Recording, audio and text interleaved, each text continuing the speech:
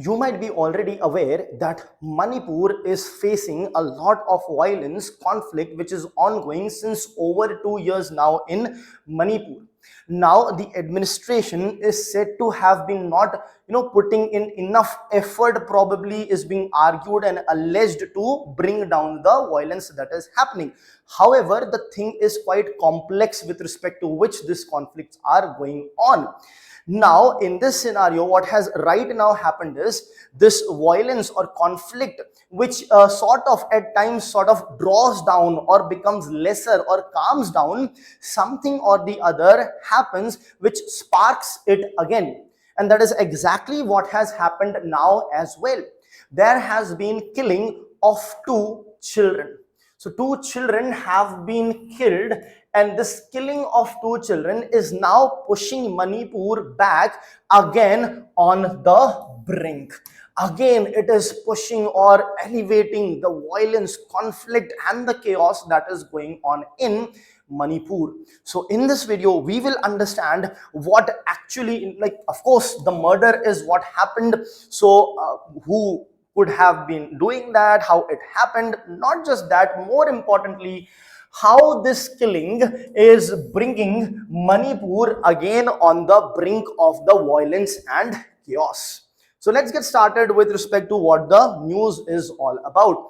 News is about the ongoing ethnic conflict which is there since over 2 years. Now it is reaching 3 years. In fact, just in a month or two, it will be 3 years old, this conflict.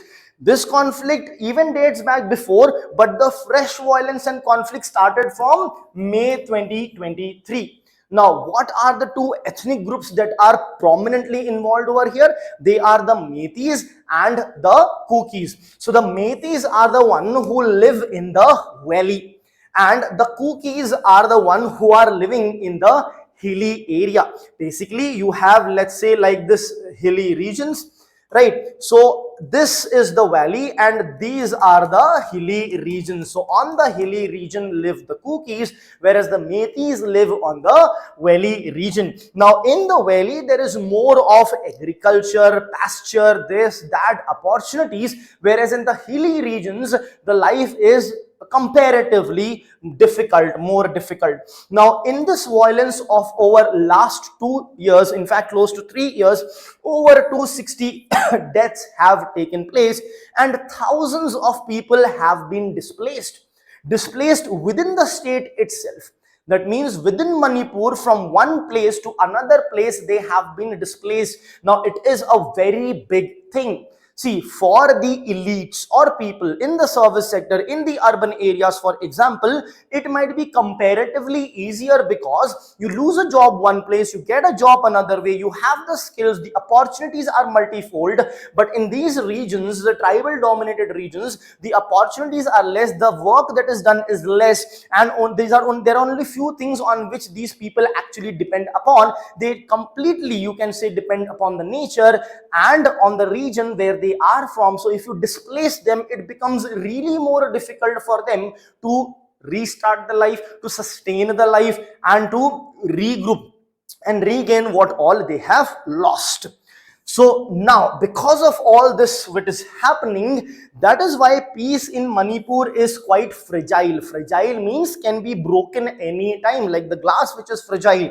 And there are frequent flare-ups, means frequent heating up of the moments or people in Manipur.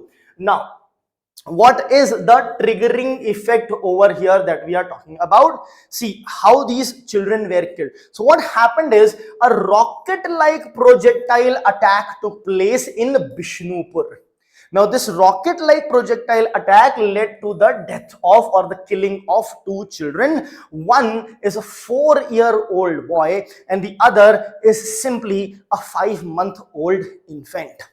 Right, a life which is priceless. Two lives have been lost because of this incident. The mother is also critically injured. And now this particular thing happened in the buffer zone village that is there. Buffer zone village is a village which is a buffer between the two ethnic groups that are present. That is where it has happened. So it has not happened in a Kuki region, in a Methi region, but in a buffer zone is where it has happened. So because of this, there has been certain immediate fallout. Immediate fallout means people have reacted. How they have reacted, what they have done, what they are doing is nothing but the immediate fallout, in which large scale protests and unrest have taken place.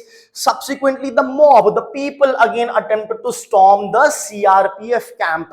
CRPF is what? The Central Reserve Police Force is manning the Manipur region. Assam Rifles is also there, CRPF is also there. Assam Rifle is majorly getting replaced by CRPF. So that is the situation right now, but presently Assam Rifle, CRPF both are present, but CRPF is basically replacing. That is what the government is doing. CRPF is replacing the Assam Rifles. So CRPF camp was tried to be stormed upon by the mob. Then arson means burning of the thing, vandalism, that is breaking of the thing, and the blockades of the roads as well as clashes with the security forces started to take place over there. Subsequent to which, of course, there will be the response of the state. State means the governance machinery, the state machinery. So what did they do? Internet shutdown in 5 districts was there. Why internet shutdown? So that more provocative things, scenes, videos, pictures do not get circulated, which will provoke people more and intensify the situation. Then deployment of police, CRPF and Assam Rifles took place. Aerial surveillance was done through helicopters, and the probe has been handed over to the NIA, that is a national agency called the National Investigation Agency. Now, what is the core issue which is the cause of the conflict or violence in Manipur? The core reason is the deep ethnic polarization. It is the ethnicity. What is ethnicity?